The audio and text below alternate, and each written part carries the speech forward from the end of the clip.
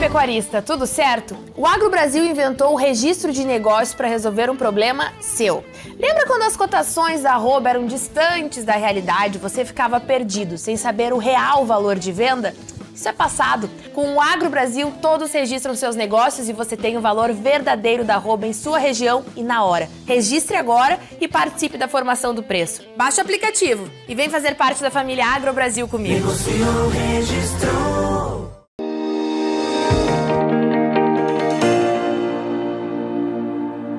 E a semana segue com a comercialização da arroba do boi, das carnes bovinas no mercado interno, principalmente, e a gente já percebe que existe uma tensão aí no mercado. A novidade hoje é que o MAPA confirmou que as tratativas estão em andamento, que a ministra Tereza Cristina já enviou uma carta para os chineses para tentar até pessoalmente resolver esse imbróglio aí das exportações do embargo à carne brasileira.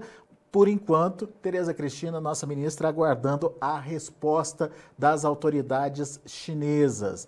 Enquanto isso, a situação no mercado é tensa e de pressão. A pressão segue aí tanto para a arroba quanto para a carne agora nesse momento. A gente vai conversar com o Douglas Coelho, lá da Radar Investimentos, para entender esse atual momento aí e principalmente entender o que pode vir a acontecer com as cotações tanto da arroba quanto da carne. Seja bem-vindo, viu, Douglas? Obrigado por estar aqui com a gente nesse momento delicado do setor, para ajudar a gente a entender um pouquinho do que está acontecendo. Esse posicionamento do MAPA, Douglas, ele não te parece um pouco tarde, não? Uma carta para mandar para a China, para esperar a resposta, enfim, isso já não era para estar sendo conversado há muito tempo? Muito boa tarde, meu amigo Alexander, muito boa tarde a todos os amigos do Notícias Agrícolas, sempre um prazer falar com vocês. Pois isso é o fato que a gente tem, né, que foi divulgado hoje, que a própria ministra se colocou pessoalmente para tentar liberar isso, né? Essa situação já vem se arrastando há algum tempo, já tem trazido algum mal-estar em relação aos negócios, né? Então, pode ser assim, querendo ou não, parecer um pouco tardio, mas mostra uma proatividade, mostra todo o esforço da cadeia, tem interesse em fazer isso. A ministra já fez um bom trabalho em todo o período que ela passou também no Ministério, né? Não só com bovinos, mas com outros produtos, né? Com outros produtos, outras culturas, tem feito um bom trabalho nessa questão de política, de abrir novos mercados. A gente tem esperança que ela possa fazer um bom trabalho também. E assim, uma relação comercial, ela não só Brasil e China, ela é bem mais complexa do que somente a carne bovina, né? Tem outros produtos envolvidos, a gente tem o leilão do 5G também, que vai acontecer no dia 4, 5 de novembro. Todo o país, os embaixadores, todas as vozes que vêm da China desde 2020 manifestam que eles têm interesse em participar desse leilão, então seria algo mais complexo, né? E a gente vê com bons olhos, sim, essa carta da ministra, estamos esperançosos, estamos torcendo aqui também para acontecer o melhor e a gente confia no trabalho dela. O fato é que não tem um prazo ainda definido, Douglas. Enquanto isso não acontece, quais as consequências para a gente aqui? Como é que o mercado está trabalhando e está se virando diante da falta da China? Exato, exatamente. Talvez todo o mercado, boa parte dos players, dos participantes de cada elo, né, ficou com uma memória mais recente do que aconteceu em 2019 e projetou todo o que poderia acontecer agora em 2021 com o que aconteceu em 2019. O que aconteceu em 2019? O mercado foi reaberto em 14, 15 dias, foi algo rápido, direto, né? Mas a gente não pode esquecer, e temos que colocar nessa conta também, que em 2012 houve um caso semelhante e o mercado só foi reaberto em 2013. Né? A China passa por um momento delicado, hoje o FMI reduziu as expectativas do PIB lá, justamente porque o país passa por uma crise energética que afeta outros setores, né?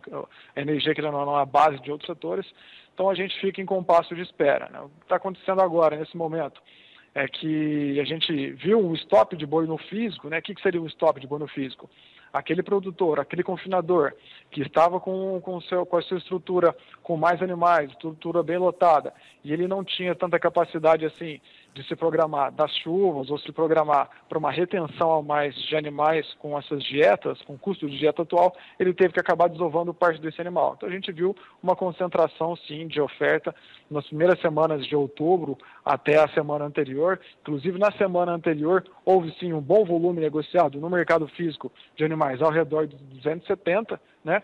E hoje em dia o mercado, as indústrias testam o mercado, testam os pecuaristas com preço de balcão ao redor de 265, de 260. Essa é a nossa visão que a gente tem hoje. Olhando para o mercado futuro, os participantes fugiram um pouco dessa questão de oferta e demanda e estão negociando essa reabertura da China. Então a gente vê sim que a oferta e demanda hoje em dia não tem tido tanta fixação, tanta aderência aos negócios, e é mais essa expectativa que tem dado o tom da movimentação no mercado futuro, que está nos últimos dias, por sinal. Bom, mas o fato ou pelo menos a preocupação tem espaço para mais pressão, Douglas? Pois é, o que a gente viu na semana passada foi o boi de 270, entrou, fez volume, houve marcação a mercado nesses preços, né, usando até um termo de mercado também, e nos 260, 265, por enquanto, não houve volume relevante ou expressivo. É claro que existem animais ainda para sair de confinamento, a gente acredita que esses animais podem se estender até o final de outubro, mas uma dúvida que fica na nossa cabeça, até eu coloco junto com os amigos de Notícias Agrícolas, com você também, é que se stop do boi no fio durar mais que outubro, né? A gente viu uma desova assim, mas na medida que o tempo passa também, essa desova ela vai ficando menos concentrada, né? Então a gente olha novembro talvez com um período que tem até menos oferta relativamente quando a gente olha para outubro. Quer dizer, a concentração estaria mais ali em outubro, a concentração da oferta, e passando esse momento aí, a tendência é do mercado se acomodar ou pelo menos encontrar um piso? Sim, não é algo matemático como a B3, como a aritmética, como a estatística faz, né? Pode se estender um pouco mais até o início de novembro, mas é difícil pensar que esse stop de boi no físico pode durar mais que meados de novembro, início de novembro. Então, na hora que esse stop de boi no físico ele estanca, né? Pode pensar sim que o mercado pode trabalhar mais focado nos fundamentos de oferta e demanda e encontrar um equilíbrio. Pois é. Agora, o que a gente vinha acompanhando também é que essa carne que vai obrigatoriamente, ou que deixa de ir para a China e acaba se voltando aí para o mercado interno, ela começou a ceder também, né, Douglas? Até então, os frigoríficos estavam conseguindo manter aí preços da carne em alta para justificar o pagamento daquele boi mais caro que eles compraram, né? Só que agora não está dando mais. Já tem aí uma média, digamos assim, que justifica essa queda da carne, ou os frigoríficos estão amargando prejuízo nesse momento? A queda da carne reflete também ao consumo doméstico, né? Não só ao preço do boi. Quando a gente olha para aquele diferencial boi-carne, né, transformando a carne no atacado com osso em arrobas de boi, né, fazendo ao contrário, né, em vez do boi virar carne, fazer a carne virar boi, a gente vê que a margem da indústria, com essa queda abrupta que teve do boi, ela teve um solavanco mais relevante, né? A gente olha aí que a partir de 24 de setembro, né, as coisas começaram a melhorar em relação às margens. Então, a gente pode falar que as margens, olhando para o mercado interno da indústria hoje, estão bem melhores do que há um mês. Isso é fato. Só que, por outro lado, o que a gente tem também? Hoje, o índice Bovespa, o índice das ações, está caindo justamente por esse impasse, né? Se o governo fura ou não o teto, essa questão do auxílio, né? A gente passa por um momento pós-crise. Então, a renda disponível da população ainda está curta. Graças a Deus, o Covid está passando, a gente vê menos casos, menos internações, a vacinação avançou em massa, mas a economia não voltou a rodar 100%. E com a inflação em alta, né, com o preço de gás de cozinha alto, com a eletricidade alta ainda, com a gasolina cara, né, o poder de renda da população, a renda disponível, ela fica limitada. Então é natural também a troca de carne bovina por proteínas alternativas, proteínas mais baratas, ou até mesmo uma redução de consumo dessa proteína. Então isso também ajuda nessa precificação. A gente passa por um momento de meados de mês que é natural as vendas cederem um pouco mais. Nossa referência aqui na carcaça casada também, hoje foi para 17,91, uma queda frente ao preço que a gente tinha de 18,05. Essa queda da carne está acontecendo nesse momento. Pois é. O que a gente pode esperar em termos de comportamento de preços para a carne também? Ela vai encontrar o piso dela? Tem motivos para ceder ainda? Uhum. O mercado é soberano e ele se equilibra, né? Não tem nada mais forte para uma commodity que a oferta e a demanda. A gente viu no início dessa semana que alguns frigoríficos de grande porte ali no Mato Grosso do Sul acabaram voltando a abater, né? Abateram no final de semana passada, estão voltando agora. Então isso é um estímulo, né? Talvez uma luz no final do túnel, é um sinal, já que a gente não tem nada oficial. Mas pelo lado da carne, acho que a gente pode ver sim uma pressão mais firme, como a gente está vendo agora nos preços, né? Mas isso deve ser estancado em breve. Por que deve ser estancado em breve? Porque logo, dentro de 45 dias, a gente já começa em dezembro, as festas de final do ano já começam a acontecer, as viagens já começam a ganhar um pouco mais de corpo, a rede de hotelaria está saindo do sufoco agora, a gente tem empregos temporários, tudo isso ajuda a sustentar o nosso consumo doméstico, que querendo ou não, a China foi o foco das atenções nos últimos meses, é claro que essa questão do embarque, dos embargos, ela é um parceiro comercial importante, mas o grosso ainda, o que faz verão para a nossa produção é o mercado doméstico, e isso, querendo ou não, deve estancar um pouco, sim, essa pressão que a gente está vendo pelo lado da carne. Quer dizer, me corrija se eu estiver errado, mas pelo que eu entendi, o boi tem mais potencial de queda sem a China no mercado do que a carne, porque a carne contaria aí com uma demanda interna aí de final do ano, que tradicionalmente acaba absorvendo aí alguns volumes a mais, certo? Isso. A gente não pode dar exatidão assim, no peso que uma pode cair ou pode sustentar, mas eu diria que sim. Por quê? Porque se a gente olhar nos últimos 2, 3 anos, quais foram os fundamentos que deram força para a arroba do boi gordo disparar e ganhar atração como ela ganhou? Primeiro, em setembro de 2019, a habilitação de mais plantas para a China, isso foi relevante, isso deu o primeiro galeio, né, para a arroba, e o segundo galeio veio em fevereiro, março de 2020, com a pandemia e a forte alta do dólar. Isso já deu a segunda tranche de alta para a arroba, né? A gente continua assim, com o dólar relativamente alto, né? Hoje a gente vê um dólar relativamente alto, mas a China a gente está sem esse pé de apoio da China. Então, sem a China, as coisas podem continuar pressionadas para o boi gordo, é isso que a gente vê. Muito bem. Ô Douglas, e as exportações, os números de ontem, te surpreenderam? Estão alinhados com as expectativas? Enfim, me parece que agora começou a ser contabilizado o fator China, né? Ou a falta dela no mercado, né? Exatamente. Não surpreenderam. Na verdade, o que surpreendeu foram os dados de setembro, né? A gente viu que em setembro, desde 4 de setembro, quando foi notificado, houve sim, essa carne saiu do Brasil, foi colocada na água, e esses números fortes com recorde, isso que chamou a nossa atenção, isso estava fora da curva. Agora, os dados que a gente viu na primeira semana e na segunda semana estão mais dentro do esperado, isso faz sentido sim, é possível ver um recuo quando a gente olha para setembro, seria bem natural, seria dentro do esperado na nossa visão. E isso faz a gente lembrar aquele tempo que a nossa exportação não chegava a 100 mil toneladas, né?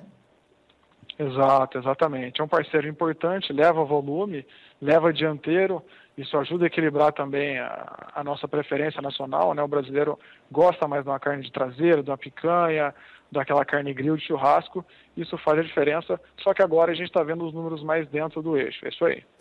Agora, o que chamou a atenção da gente aqui, principalmente quando você fala dessa questão de setembro, é que realmente teve um recorde aí, mais de 180 mil, não me lembro o número correto, 180 mil toneladas negociadas, mas dessas 180, algo em torno de 100, pelo menos os números que a gente ouviu aqui, até 112, 110, 112 mil toneladas, seriam de carnes para a China, e grande parte dessas 112 mil toneladas seriam de carne que teriam saído do país sem, como é que eu vou dizer, depois do dia 4 de setembro.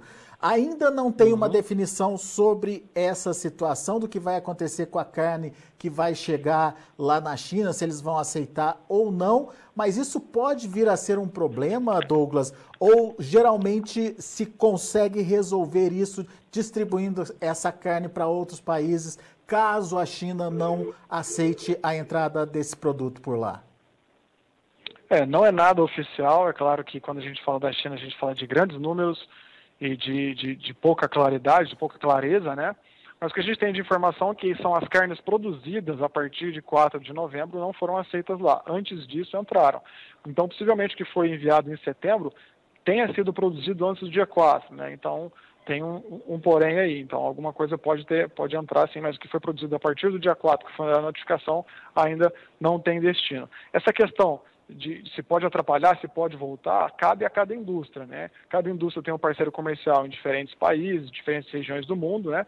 E consegue realocar ou consegue dar um destino final. Isso é bem peculiar de empresa para empresa. Então, mas daí não é mais uma coisa, não é mais uma coisa de governo, então. Cada indústria vai fazer o seu remanejamento caso a sua carga não seja aceita, é isso? Possivelmente sim, né? Se a carne não for aceita lá, eles têm que dar um destino nisso, e aí cada indústria tem uma estratégia peculiar e particular. Mas voltar para o Brasil é difícil ou ainda pode voltar, Douglas? Os contêineres são refrigerados, né? Toda essa carne ela tem uma vida útil maior e são refrigerados, né? Então, precisa ver o que cada indústria vai fazer, se pode trazer essa carne ou se pode colocar em outro país, o que vai ser viável economicamente para cada estratégia. Mas, enfim, cada um vai decidir o seu futuro e a sua necessidade aí. Quem sabe até uma liquidação no mercado internacional da carne brasileira aí, né? Vamos esperar para ver como é que vai ser isso, mas o fato é que isso é um problema muito, muito grande. E você sabe me dizer se tem estoque no Brasil dessa carne que estava esperando para ser embarcada e não foi, Douglas? E se isso pode ser um problema também? Bom, vocês quando souberam dessa notícia, né, elas começaram a cadenciar bem os abates. Hoje a gente tem algumas indústrias em São Paulo que abatem 3 vezes por semana. Então eles conseguiram equalizar muito bem isso. E a própria estratégia de compra de bovinos, que tem sido feita nos últimos dias, mostra que, por exemplo, eles compram uma parcela de boi e saem fora das compras, justamente para tentar equilibrar os seus estoques. Pode haver algum estoque, mas está muito mais comportado, muito mais controlado, porque a indústria consegue girar essa chave muito rápido e consegue se readequar à situação. Não é uma coisa que vai encher o mercado interno, então, caso a prorrogação da China se estenda por muito mais tempo, né? Exato, mas a gente tem que lembrar também que tanto a China quanto o Brasil e boa parte dos países estão temendo a inflação, né? A inflação é um dos pontos que tem tirado o cabelo do investidor, né? Tem feito o investidor coçar a cabeça. Então é um ponto de atenção também, né? Querendo ou não, a inflação atrapalha a economia e a gente vê os dois países, tanto o Brasil quanto a China, tentando conter esse ponto, né? Mas nesse caso, qual seria o impacto aí da inflação para a China e para o Brasil? No caso da China, a carne bovina não seria um ponto positivo para tentar conter a inflação por lá? A carne bovina para o chinês é como se fosse um caminho. Lembra que a gente até comentou no último bate-papo, né? O consumo per capita é relativamente pequeno quando a gente compara com o Brasil, com o Uruguai, com a Argentina, e a população de maior renda que consome esse produto. Então, olhando a nível do país como um todo, eu acredito que não seja tão relevante quanto é relevante aqui para nós. A carne bovina é a paixão nacional, carne bovina, futebol, churrasco, enfim, está no nosso DNA do brasileiro, né? Então, a carne bovina aqui, querendo ou não, pode ter um impacto maior na inflação quando a gente compara com lá também. Entendi. Muito bem. Meu caro, muito obrigado aí pela sua avaliação, pela disponibilidade de estar com a gente, tentando entender esse momento aí. Que tá difícil, né, Tão Douglas? delicado, né? Delicado, bastante delicado. E como você mesmo ponderou aí no início da sua fala, não é só a questão de receber ou não receber, de importar ou não importar, é a questão do aproveitamento político, das discussões relacionadas também às trocas, né, entre governos aí, que podem ser utilizadas para avançar com essa questão aí da retomada dos embargos. Vamos esperar para ver se tem uma resposta rápida aí da China, mas o fato é que já estamos chegando aí em 45 dias, se eu não me engano, sem a compra chinesa, e isso está trazendo aí uma situação bastante delicada aí para o mercado da pecuária brasileira. Por enquanto, muito obrigado. E se tiver alguma novidade, avisa a gente, Douglas.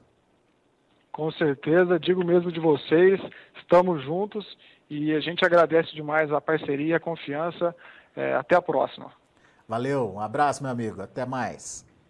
Até mais. Tchau, tchau. Tá aí Douglas Coelho, Radar Investimentos, analisando o mercado do boi aqui com a gente no Notícias Agrícolas. Vamos ver os preços? Vamos ver como estão as negociações lá na B3, Mercado Futuro, se tem alguma sinalização positiva por lá. De olho na tela. Olha aí, outubro e novembro, 272, 272 o outubro, alta de 0,35%. O novembro, 281,80, alta de 0,34%. O dezembro, R$ 295,50, caindo 0,51%. E o janeiro de 2022, R$ 300,55, uma queda de 0,48%. O indicador CPEA fechou o dia de ontem a R$ 267,80, com uma ligeira alta de 0,37%. São os números do mercado do boi. A gente fica por aqui, agradeço muito a sua atenção, a sua audiência. Na sequência tem Tempo e Dinheiro com João Batista Olive, aqui no Notícias Agrícolas. Se inscreva em nossas mídias sociais. No Facebook, Notícias Agrícolas. No Instagram, @Notícias Agrícolas. E em nosso Twitter, @Norteagri. E para não perder nenhum vídeo, não se esqueça de nos acompanhar no YouTube e na Twitch, Notícias Agrícolas Oficial.